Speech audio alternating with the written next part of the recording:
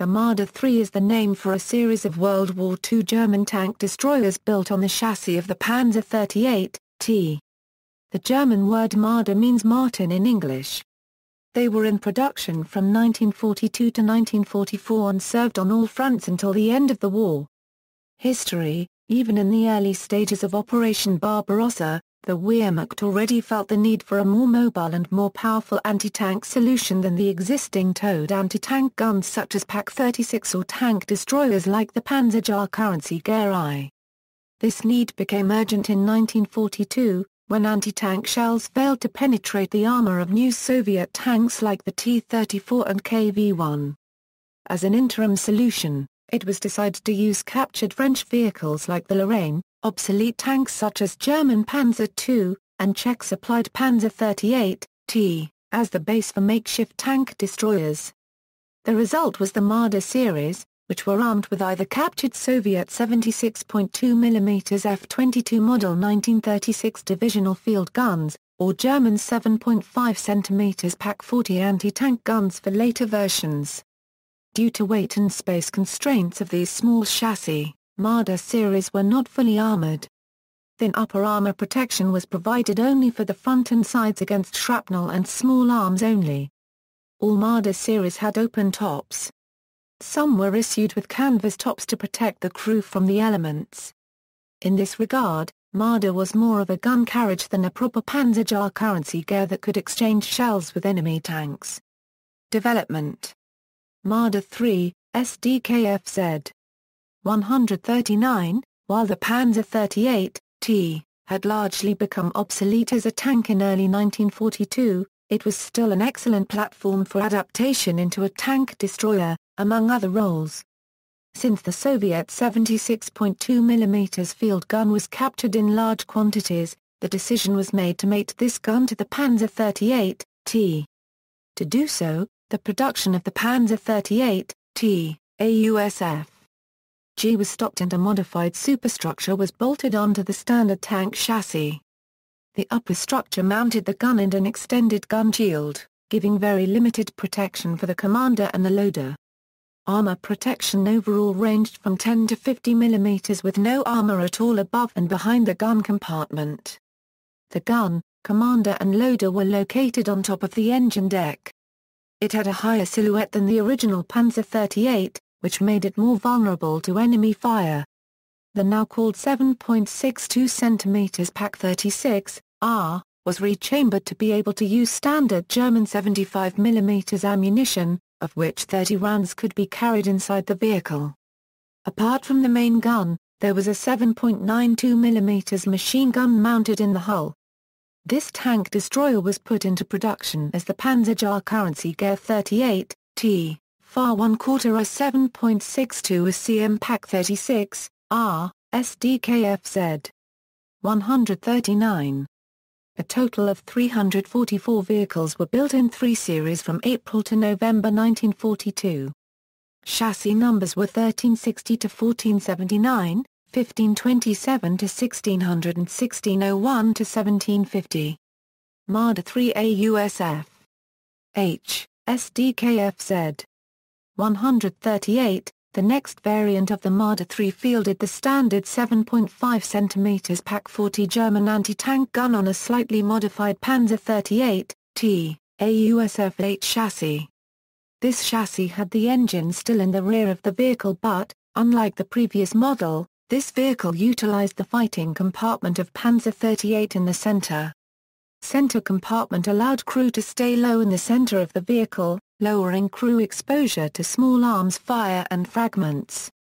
But because of the rear-mounted engine, there was only enough room for 2 men to stand in the center.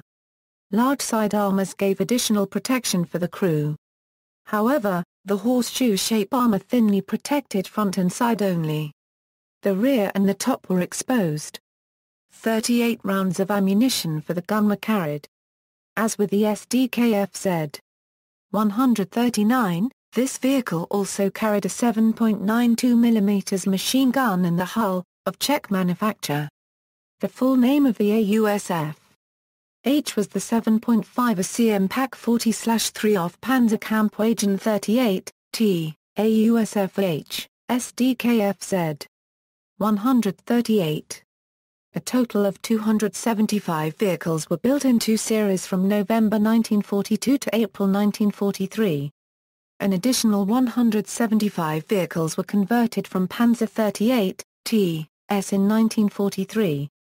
Chassis numbers of new vehicles were 1751 Euro 2075 and 2121 Euro 2147. Marder III AUSF SDKFZ 138. The last Marder III variant was based on the Gisha 1/4 Zajan 38 AUSF a purpose-designed vehicle for self-propelled gun usage, again armed with a 75 mm PaK-40 anti-tank gun. AUSF was the final variant of the Marder series and was a significant improvement over previous models, with its lower silhouette, sloped armor and much more functional fighting compartment. In this variant, the engine was moved from the rear to the middle between driver and the rest of the crew. Because there was no engine in the rear, the gun and the crew did not have to sit on top of the engine deck as in previous models. The fighting compartment could be lowered down to the bottom floor level where the engine used to be. This decreased crew exposure, as well as visibility. Unlike the previous two Marder IIIs, the fighting compartment was closed at the rear, protecting the crew up to their midsection. It stayed open-topped. It could only carry 27 rounds of ammunition. The machine gun port at the front was eliminated in the AUSF in favor of an mg-34 or MG-42 carried by the crew. In the previous two models, the commander served as a gunner. However, in AUSF the radio man moved to the rear with the commander and gunner, serving as a loader. Combat effectiveness increased because the vehicle commander was freed from manning the gun. The full name of the AUSF was Panzer Currency Gear 38 MIT 7.5 ACM PaK-40/3 AUSF SDKFZ 138.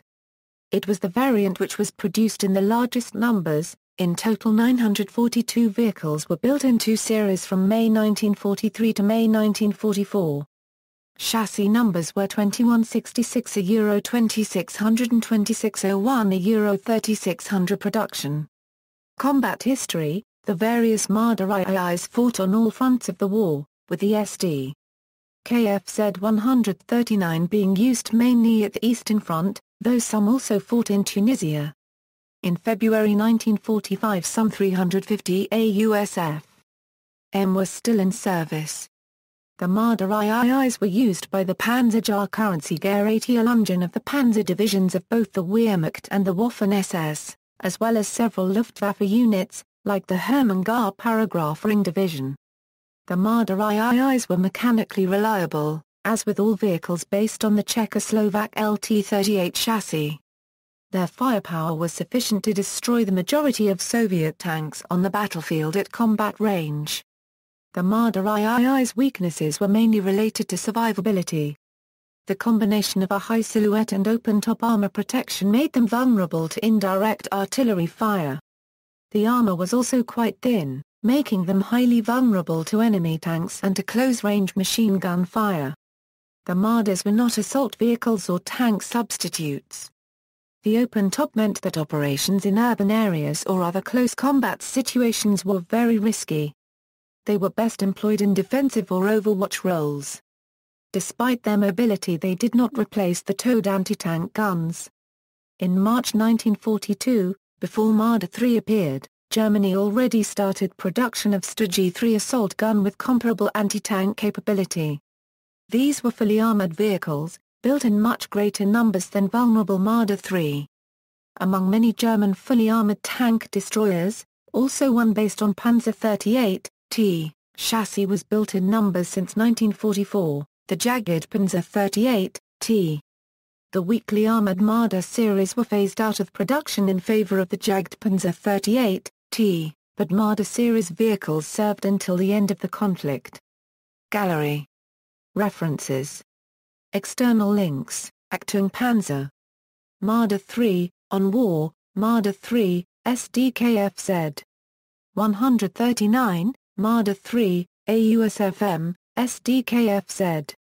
138, World War II Vehicles, Captured German Vehicles, a PDF file presenting the German vehicles based on captured and modified foreign equipment, PZK-PFW-38, T, 10.5 ACM Le FH-18, SF, Auf Gisha 1/4 Zigen, Marder I, Panzer Jar Currency Gear I, Marder III, Grill, Munitions Panzer 38, T still existing in the world, Peter Chamberlain and Hilary Doyle, Encyclopedia of German Tanks of World War II, 1978, 1999.